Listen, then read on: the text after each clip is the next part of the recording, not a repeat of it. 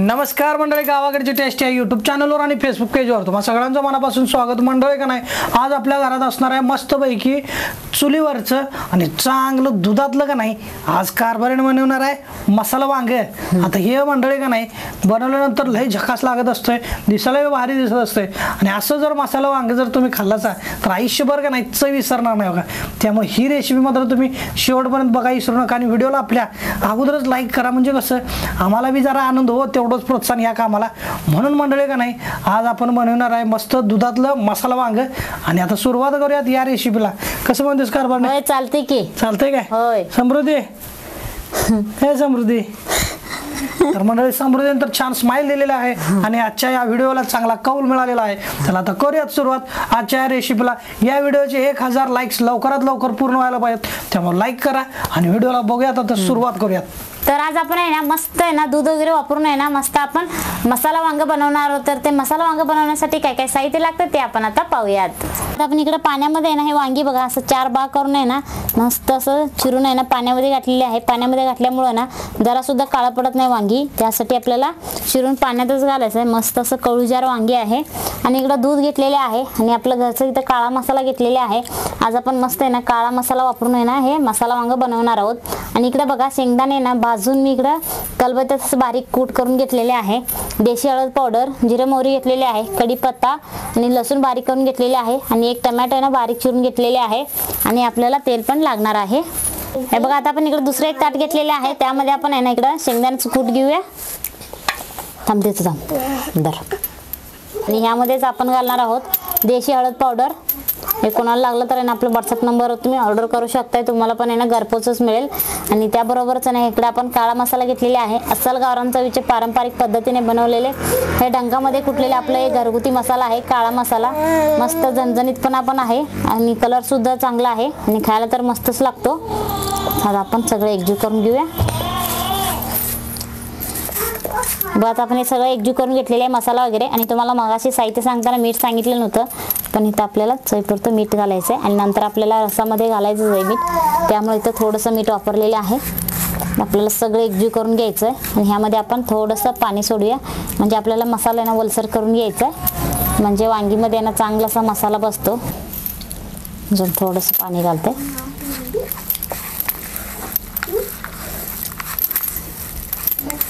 हे बघा आता वलसर करून घेतलेले आहे. आणि इकडं आपण आहे ना वांगी घेतलं होतं ना, एक एक वांगी घ्यायचं आणि ह्यामध्ये आतपर्यंत त्यांना चांगला असा मसाला आपल्याला भरून घ्यायचा. वांगीमध्ये मसाला भरून घ्यायचा आहे, तर आपण एक भरून घेतलेले आहे. असंच आपल्याला आहे ना सगळं वांगीमध्ये मसाला चांगलं असं आहे ना भरून घ्यायचं आहे, म्हणजे आपण रसामध्ये सोडलं तरी सुद्धा आहे ना आतला मसाला आहे ना बाहेर पडणार नाही. त्यासाठी आपल्याला चांगला असा मसाला भरून घ्यायचं, म्हणजे खाताना सुद्धा चविष्ट लागते.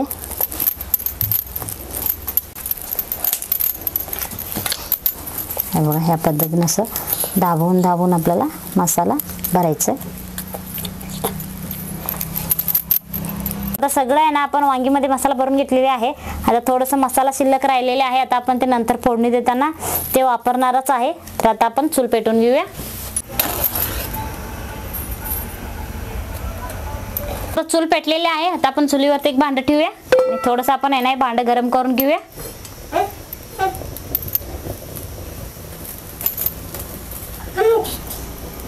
आता आपण ह्यामध्ये आहे ना तेल घालूया.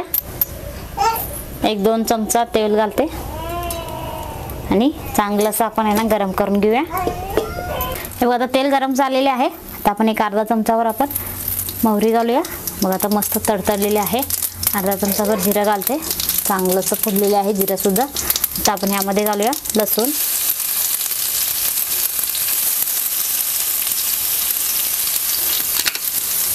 आणि कढीपत्ता घालूया. चांगलंसं आपल्याला परतून घ्यायचं. लसणाचं कच्चेपणा जाऊपर्यंत आपल्याला चांगलंसं परतून घ्यायचं, लालसर व्हायला पाहिजे लसूण सुद्धा. हे बघा आता चांगलंसं परतलेलं आहे लसूण वगैरे. तर आता आपण ह्यामध्ये घालूया टमॅटो. एक टमॅटो घेतलेला आहे. टमॅटो आपल्याला पूर्ण मोठे दिसपर्यंत आपल्याला हे परतून घ्यायचं, पूर्ण मऊ व्हायला पाहिजे.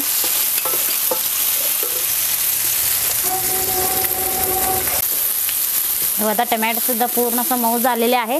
तर आता आपण ह्यामध्ये घालूया. आपण इकडं वांगीमध्ये मसाला भरून घेतो तर ते वांगी घालायचं आणि 1-2 मिनिट आहे ना चांगलंच आपल्याला वांगी आहे ना परतून घ्यायचं हे तेलामध्ये, म्हणजे चवीला खूप छान लागते. असं आपण अगोदर आहे ना मसाला वगैरे घालायचं नाही, फक्त असं आपण वांगी घालूनच आहे ना चांगलंसं परतून घ्यायचं 1-2-3 मिनटं. वांगीचा कलरसुद्धा बदलतो आहे आणि खायला पण आहे ना मस्त लागतो.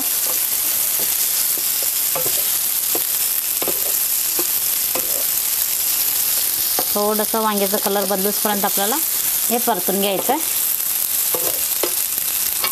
कलरसुद्धा थोडंफार बदललेले आहे, असंच आपल्याला आहे ना परतून घ्यायचं आहे. तर आता आपण राहिलेला मसालासुद्धा आहे ना ह्यामध्ये घालूया आणि ह्यामध्ये आपल्याला कुठलाही काळा मसाला काहीच घालायचं नाही. आता मसाला आपण सगळं आहे ना शेंगदाण्याच्या कुटामध्ये आपण वापरलेलेच आहे, त्यामुळे आता आपल्याला मसाला वगैरे काही वापरायची गरज नाही. आता आपण सगळं आहे ना असं थोडंसं परतून घेऊया आणि शेंगदाण्याचं कूट वगैरे आपण भाजून घेतल्यामुळे ना जास्त वेळ लागत नाही, मसाला भाजायला पटकन भाजला जातो. आणि असं भाजी वगैरे करताना ना आपल्याला शेंगदाणे कच्चे घालायचंच नाही, आपल्याला शेंगदाणे भाजून मग त्याचं कूट वगैरे करून आहे ना मग आपल्याला वापरायचं, म्हणजे भाजीला चव चांगलं उतरते. हे बघा आता सगळं भाजून घेतलेले आहे. तर आता आपण इकडं दूध घेतले ना, आपल्याला दूध घालायचं.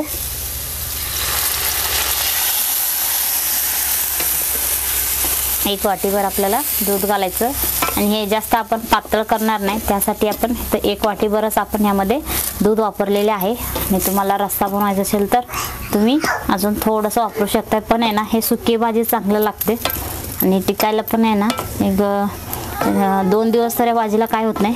असं आपण दुधात वगैरे बनवले की भाजीला, आणि असं आपण प्रवासाला वगैरे केलं तर मस्तच लागतो जाताना. आता आपल्याला हे चांगलंसं शिजवून घ्यायचं आहे. वांगी असं आहे ना पूर्ण मऊ व्हायला पाहिजे. तर आता आपण मसाल्यामध्ये तर आहे ना अगोदर आपण मीठ वापरलेलेच आहे, तर आता आपण रस्सामध्ये आहे ना चवीला लागण्यासाठी थोडंसं आपण मीठ वापरूया आणि चांगलं असं आपण हे शिजवून घेऊया. हे बघा आता 10 मिनिटं झालेले आहे. आता आपण भाजी तयार झाली का नाही बघूया. हे बघा आता झाकण काढते. आता बघू शकताय मस्त आहे ना शिजत आहे आणि वांगी सुद्धा आहे बघा असं मऊ झालेले आहे. तर बघा मसाला तर मस्त झालेले आहे आणि जास्त आपण पातळ केलं नाही, काय नाही, असं झाडसर आहे ना आपण चपाती भाकरी बरोबर घेण्याचं लावून खाताय व त्या पद्धतीने तर आपण सुकी भाजी आहे ना मसाला हे केलेलं आहे. दिसायला तर मस्त दिसतोय आणि सुगंध तर खूप छान येत आहे. आणि असं आपण दूध वगैरे घालून केलं तर मस्त लागतो भाजी. आपण रोज रोज असं एकच भाजी करून कंटाळा आला असेल ना, असं ह्या पद्धतीनं तुम्ही वेगवेगळे पदार्थ करून बघा, तुम्हाला पण नक्की आवडेल. मस्त हे भाजी तर आता तयार आहे. आता आपण हे खाली काढून घेऊया. हे बघा आता आपण इकडे सगळं आपण भाजी आहे ना दुसऱ्या प्लेटमध्ये काढून घेते. हे बघा आता इकडं प्लेटमध्ये काढून घेते सगळं भाजी.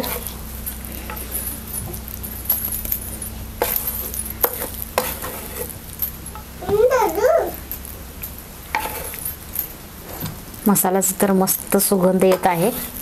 तर मंडळी मस्तपैकी का नाही या ठिकाणी काळ्या मसाल्यातलं आणि पांढऱ्या दुधातलं का नाही हे तयार झालंय मसाला वांग. दिसायला मस्त दिसायला, फार सुगंध बी यायला लागलाय आणि आता गरमागरम आहे मंडळी. हे जर गार झालं का नाही तुम्ही हे कुठेही प्रवासाला घेऊन जाऊ शकताय. 2-3 दिवस याला काय होत नाही बघा.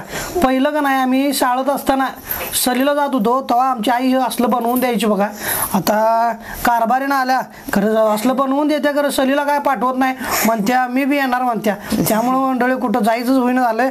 मग कारभारीनं आली की सगळा बारक्या पोरांना बी सगळ्यांनाच घेऊन जायला लागतो, म्हणून कुठं काही गेलो नाही बघा. तर मंडळी ही रेसिपी तुम्हाला कशी वाटली कमेंट करून सांगा.